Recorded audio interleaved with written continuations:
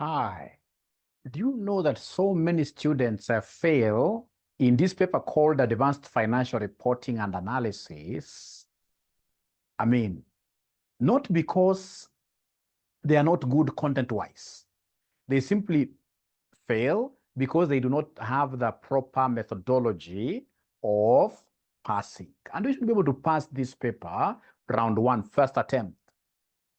My name is Dr. Joshua Aura. I've been teaching these papers here for so long, 20 years plus, and I have a great technique that can help you pass this AFRA in these coming exams, April exams. AFRA, it's quite an easy paper. When you say it's easy, we mean it. Because you see there are those areas you know that these ones here must always feature in our exams. Like, for example, group consolidation. Then I should be able to study, watch videos over this group consolidation. Focus on them. And whenever it comes to group consolidation at your level, we are looking at changes in the group structure. We are looking at a situation where you had an associate, say at 40%, and then within the year you acquired 20% more. So you have acquired a subsidiary, which is now you are, of course, at 60%. You have acquired this subsidiary in a series of steps, stepped acquisition. You can be having a subsidiary at, say, 70% in the changes, and then within the period, you dispose, say, 30%. So from 70%, which was a control situation, now you get into an associate of 40%. How do you handle those situations? Then, of course, if I'm at this level, I'll also think about having a foreign subsidiary. I'm so sure somebody like my students here normally tell me that Mwalimu, that was tested last semester. We as examiners, ladies and gentlemen, we really know how to play around with your psychology. We know that every student thinks that what came last semester can't be repeated, and that is the goal that we shall score. Now, ladies and gentlemen, that is group consolidation. That is quite a key thing. And there are very many shortcuts, very many low-hanging fruits. Even if I'm not very good in group consolidation, there are many low-hanging fruits which I've been able to capture in our video platforms that we can share with you.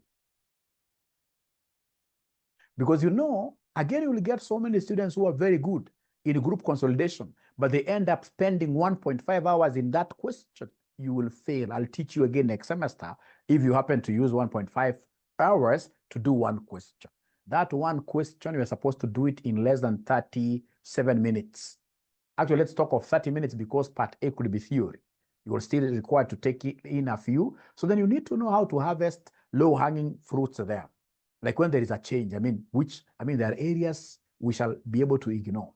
There are areas that we shall be able to touch, and within that 37 minutes, then we should be able to really maximize. It's Pareto. Putting in 20%, you get 80% of the marks. All right. From there, we have group cash flows. I must be good with this IS7, which in this case, if you remember, IS7 recommends indirect method. If the examiner doesn't tell you whether you use indirect or direct, we shall always go for indirect. And indirect have a very good shortcut if you remember the dial, God's number for food, or you rest in peace acronym, where dial in this case, this is depreciation, impairment, amortization, loss on disposal of assets, gain, etc. I have a very good shortcut that again I've been able to capture in some form of video that I shall be able to share with you. So then, of course, I'm not saying that they can't bring direct. Direct is just a 10 minutes thing to grasp, because direct method is only different from indirect on the first section of operating cash flows. And there are things that I can easily pick up pretty fast. Now, after that, ladies and gentlemen, please don't ignore reconstruction is a key paper, a key topic. So the reconstruction, we have internal and external. If I were you, in the spirit of focusing, I'll only get 2 videos out of this, go through them, and then, of course, they'll be able to shed lots of light, which can make me see light at the end of the tunnel here. It's so wrong to have students, in this case here, doing one paper for more than a year, 2 years. Others, in this case, here, tell me that, Mwalimu, we have done these 5 attempts. No. You are a good student, you just don't know the proper methodology, which I'm here to give you.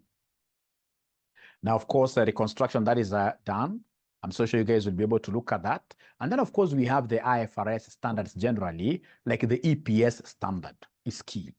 EPS standard, IS 33 is key. Get to know how to calculate the BEPS, basic EPS. Get to know how to restate that basic EPS. If you have a rights issue and bonus shares in the subsequent years, you need to know how to restate the previous year's BEPS, basic EPS. We need to know the diluted. But if you happen to be just good in BEPS and restated, even if this diluted, you don't pick all the marks. I mean, I will not kill myself because I'm not understanding some things right now. Right now, it's a situation of you focusing on what you can really handle, because your examiner does not want you to understand 100%. Your examiner needs you to get a smaller percentage and you pass. All that matters is grasping, like now, BEPS, basic EPS, know how to restate. Under the diluted, of course, there are those free easy marks, like, for example, how do we get the incremental earnings of options? Because it is always 0. How do we get the increased number of shares? Very easy. Go to the convertible. I mean, I'll be able to do a few calculations. I can't get out of 4. And a diluted out of 4 marks, I can't miss 1 or 2. But of course, I'm a very good student. I'll be able to get all the marks there.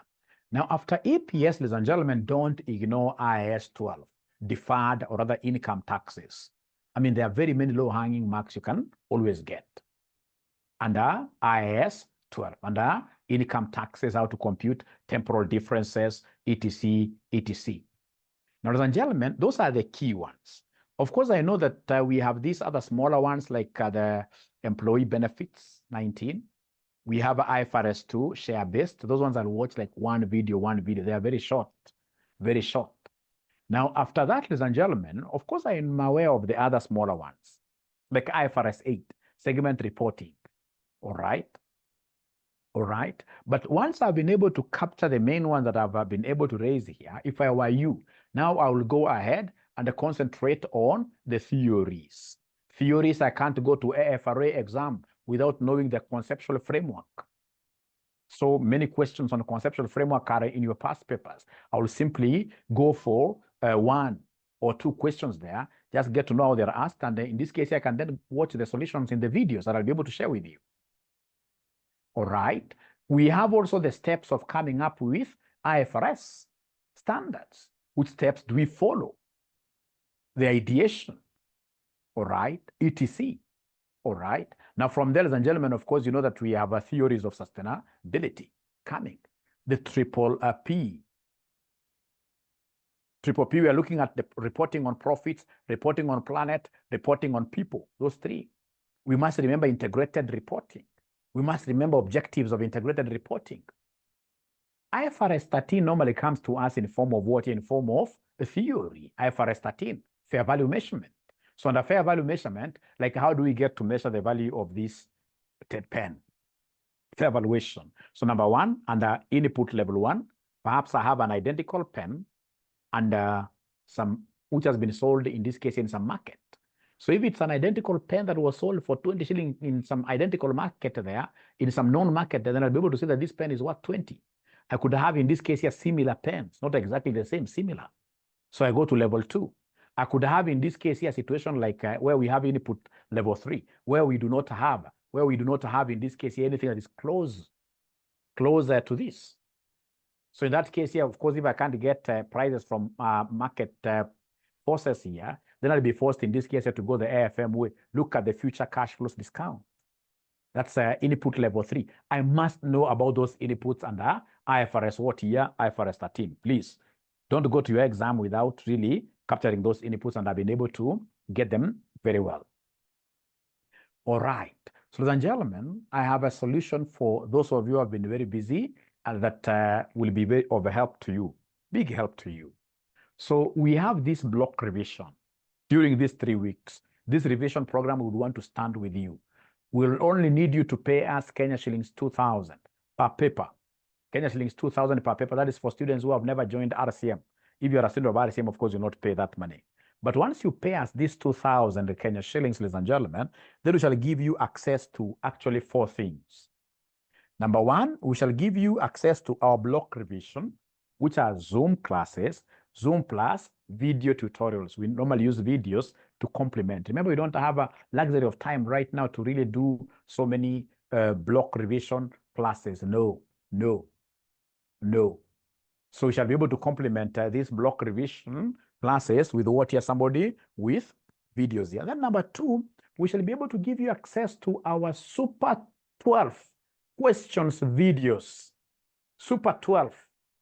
Super 12, of course, capturing those areas that I've been able to mention. And then number two, most importantly, you will be able to also get exam techniques, how to handle these questions in an exam in a way of harvesting the low-hanging water fruit. Super 12 questions are a game changer. And then number three, we shall be able to give you a mock. So this mock will be able to do, but you'll be able to discuss it amongst yourselves in the various WhatsApp groups with your colleagues there. The only thing after I've given you a mock paper that I'll do after I've seen you guys discussing is to give you a solution. And then for the theory, I'll be able to give you what we call pocket notes. Pocket notes. So this number 4, we are talking of very friendly pocket notes, which in this case here you can finish reading in say 2 days, because I'll be able to tell you, these are the key areas. Once you do this, ladies and gentlemen, especially over this Easter when you are free, you will be able to pass. You start so seriously from this Easter, you'll be able to pass. So for 2,000, you are getting all this. And I'm going ahead to give you our pay bill number, which is 6242,839. Our pay bill is 6242,839. Account is your subject. Remember, we have got all CPA subjects from foundation, actually from ATD to CPA level 3 level, talk over CPA K. They like using CPA K, although it's not CPA K. The last level, advanced level. So in this case here, you say your subject, e.g., account, AFM, AFR. So if you're paying for AFM and AFR, that will be 4,000. 4,000, and then of course you need to contact us through this number for more information. So I hope this is helpful, because really over the number of years that I've taught, I've gotten very brilliant students getting to an exam and then they start doing nothing but sweating an exam. No.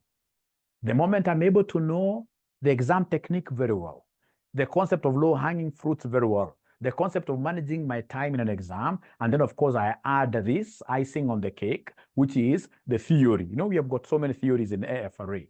Then you shall be able to pass. Otherwise, we take this opportunity to welcome all of you to our virtual reality revision program that will see you guys becoming successful. We are not promising any leakage, but we are so sure that this is a methodology that is well proven. Otherwise, thank you very much. I will be able to upload this video on YouTube, and please, once you get to watch my videos on YouTube, ensure that you are subscribing, because on my YouTube channel, I'm giving out very good content regarding investments, money markets, etc., on top of classwork content. Thank you and be blessed. Bye.